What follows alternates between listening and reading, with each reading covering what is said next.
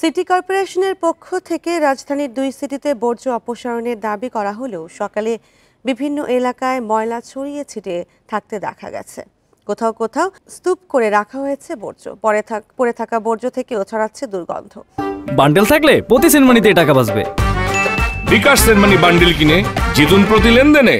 এতে দুর্ভোগে পড়েছেন এলাকাবাসী। চলাচলে ভোগান্তির অভিযোগও করেন অনেকে। সকাল থেকে বর্জ্য অপসারণে সিটি কর্পোরেশনের কর্মীদের কার্যক্রম তেমন দেখা যায়নি।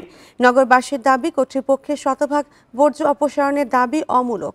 এর আগে শনিবার রাত 9টার দিকে দক্ষিণে এবং রাত 10:30টার দিকে উত্তর সিটির শতভাগ বর্জ্য সরানোর কাজ শেষ হয়ে বলে দাবি করে সিটি কর্পোরেশন। সুষ্ঠু ব্যবস্থাপনার জন্য এরই মধ্যে সিটি কর্পোরেশনের সব কর্মকর্তা কর্মচারীর ছুটি বাতিল করেছে কর্তৃপক্ষ। প্রায় 20,000 কর্মী পরিচ্ছন্নতায় কাজ করছে। পরিষ্কার হয়েছে মোটামুটি, কিন্তু রক্ত, কিছু কিছু বজ্র, চর্বি এগুলো রয়ে গেছে। গন্ধে হাঁটা যাচ্ছে না রাস্তায়। ব্লিচিং পাউডার দিছে, তারপরেও দেখা যাচ্ছে যে গন্ধ মাছি উঠতেছে, রক্ত জমে জমে রয়েছে। পরিষ্কার করলে তো এটা রাস্তা দেখতে যে সারা রাস্তা ময়লা গোফর, এটা তো গন্ধ হয়ে তখন হেগো কাছে যদি না লাগে তখন আমরা কমুকি পাবলিকের কোনো দাম আছে এই দেশে।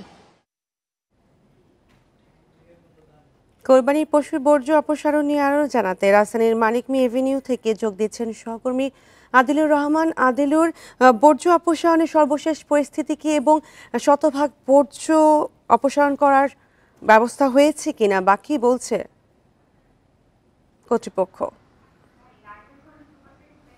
দেখুন, আমি আগের সংবাদে ছিলাম তেজগাঁয়ে, এখন চলে এসেছি মানিক মি অ্যাভিনিউতে। মানিক মি অ্যাভিনিউ আসলে খুবই গুরুত্বপূর্ণ এলাকা। এখানে একদিকে যেমন সংসদ ভবন, এদিকে ন্যাম ভবন এবং এখানে কৃষি উন্নয়ন কর্পোরেশন, ডিপিডিসি সহ অনেক গুরুত্বপূর্ণ অফিস রয়েছে। এই জায়গাটিতে আমরা আসলে যেটি লক্ষ্য করতে পারছি, এখানকার যিনি সহকারী প্রধান বর্জ্য ব্যবস্থাপনা কর্মকর্তা আছেন রকিব হাসান, তিনি গতকাল রাতে সিটি কর্পোরেশনের তথ্য দিয়েছেন যে তার এই জোনটিতে পুরোপুরি বর্জ্য অপসারণ করা হয়েছে, শতভাগ বর্জ্য অপসারণ করা হয়েছে। কিন্তু আপনি নিশ্চয়ই ছবিতে দেখতে পাচ্ছেন যে এই গুরুত্বপূর্ণ এলাকাটিতে এখনো বর্জ্য ছড়িয়ে ছিটিয়ে রাখা হয়েছে। মোটামুটি কথা বলা যায় যে স্তূপ করে রাখা হয়েছে। এখানকার যারা বাসিন্দারা আছেন বা অফিসে যারা কর্মরত আছেন, তাদের সঙ্গে যখন আমরা আসলে কথা বলছিলাম, তারা বলছিলেন গতকাল রাতের পরে এই বর্জ্য আসলে এখান থেকে অপসারণ করা হয়নি। কিন্তু রাত 10:35 ঢাকা উত্তর সিটি কর্পোরেশনের পক্ষ থেকে বলা হয়েছে তাদের প্রত্যেকটি ওয়ার্ডে শতভাগ বর্জ্য অপসারণ করা হয়েছে। এবং এখানকার এলাকাবাসীর সাথে কথা বলে আমরা যেটি জানতে পেরেছি, আজকে সকাল থেকে এখন পর্যন্ত সিটি কর্পোরেশনের কোনো কর্মচারী বা কোনো কর্মকর্তা এই এলাকাটি পরিদর্শনে আসেননি এবং এখান থেকে বর্জ্য সরানোর কোনো ধরনের কোনো উদ্যোগও নেই।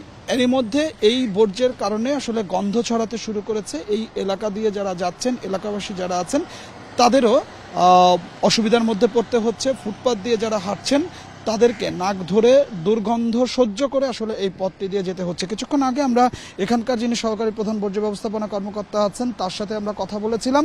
তিনি দাবি করছেন রাতেই আসলে শতভাগ বর্জ্য অপসারণ করা হয়েছে। যখন আমরা আসলে তাকে এই নির্দিষ্ট এলাকাটির কথা বললাম, তিনি আসলে অনেকটা অবাক হলেন এবং তিনি জানিয়েছেন যে তিনি আসলে খুব দ্রুত ব্যবস্থা নেবেন। যদিও আমরা দীর্ঘ সময় ধরে এখানে অপেক্ষা করছি, এখন পর্যন্ত আমরাও সিটি কর্পোরেশনের কোনো কর্মচারীকে বা পরিচ্ছন্নতা কর্মীকে এখানে আসতে দেখিনি এবং আসতে না দেখার কারণে এখানকার যে বর্জ্য, সেই বর্জ্যটি আসলে এখন পর্যন্ত অপসারণ করার যে কোনো উদ্যোগ, সেই উদ্যোগটি আসলে দেখতে পাইনি। আমরা নগরবাসীর সঙ্গে যখন আসলে কথা বলছিলাম, নগরবাসীকে আমরা যেটি আসলে বলছিলাম যে কত ভাগ বর্জ্য আসলে অপসারণ করা হয়েছে এবং সিটি কর্পোরেশন যে শতভাগ বর্জ্য অপসারণের দাবি করছেন, এটি নিয়ে আসলে নগরবাসীর মতামত কি?